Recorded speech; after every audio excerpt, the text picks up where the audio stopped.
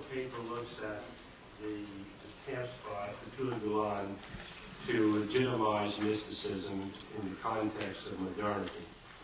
And what we're going to do is look at three connected issues.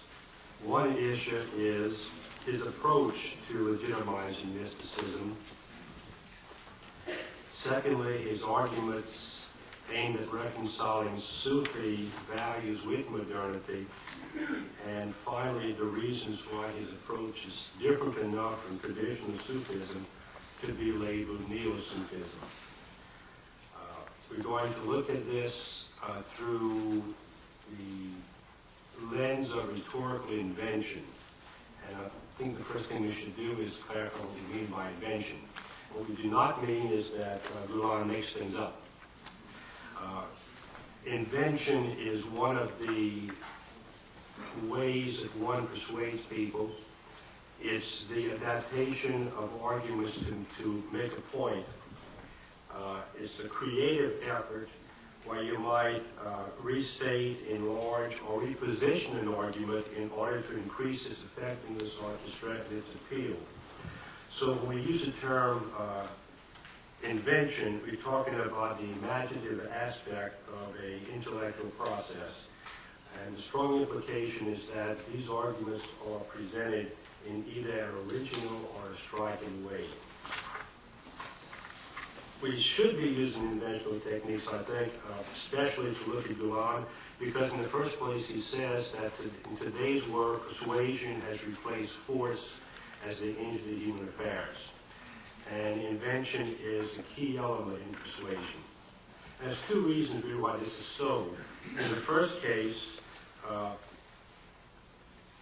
one way is almost automatic. It's unforced. Sufis are mystics that try to establish a direct personal connection with God. To do this, they often find themselves using symbolic imagery.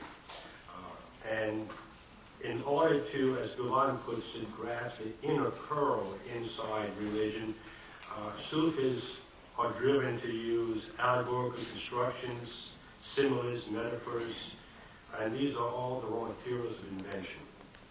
There's a second reason that invention is used by Sufis, and that is that they have to defend themselves and defend their mystical mission. And the uncomfortable fact is that as soon as Sufism appeared as an identifiable current, it had to fight for its place within Islam. And a lot of Gülen's efforts are aimed at legitimizing Sufism within the context of his religion. Now, why would this be the case? In the first case, although you can go to Hadith and find a lot of justification for Sufism, the connection between Sufism and the Quran is very, very tenuous. Based entirely on one passage in the Quran, which goes somewhat like this: the friends of God, for them there is no fear, neither do they grieve. Now, the problem with this quotation is that although Sufis call themselves friends of God, they didn't do this in the beginning. Their organization didn't exist in Muhammad's lifetime, or for a considerable time after.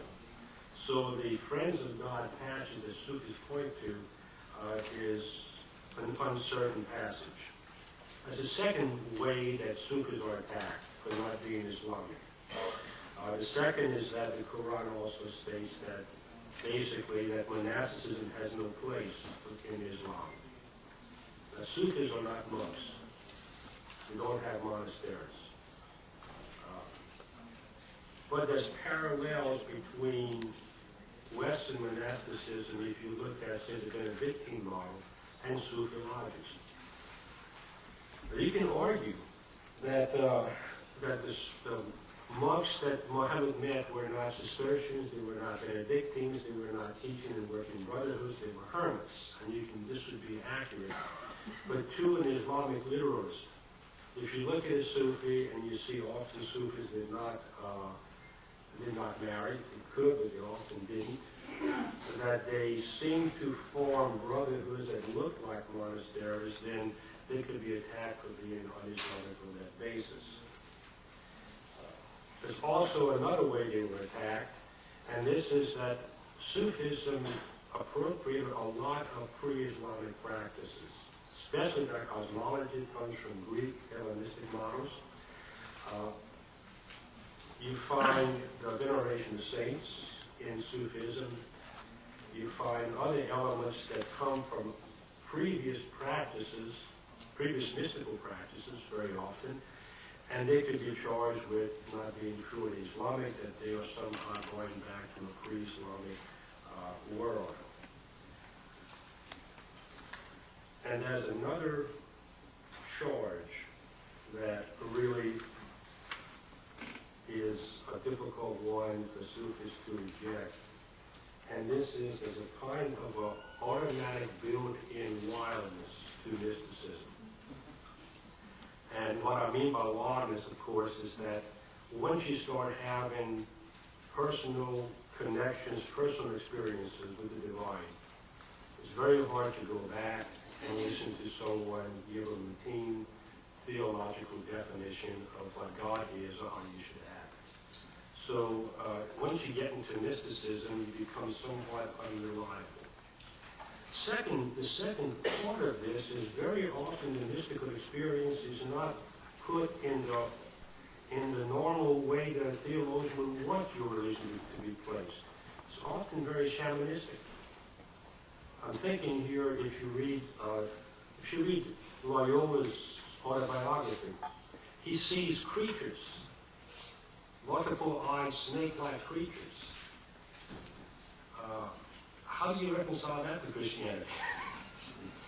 Or if you have St. Francis of Assisi, or suddenly the birds talking, the wolves are talking.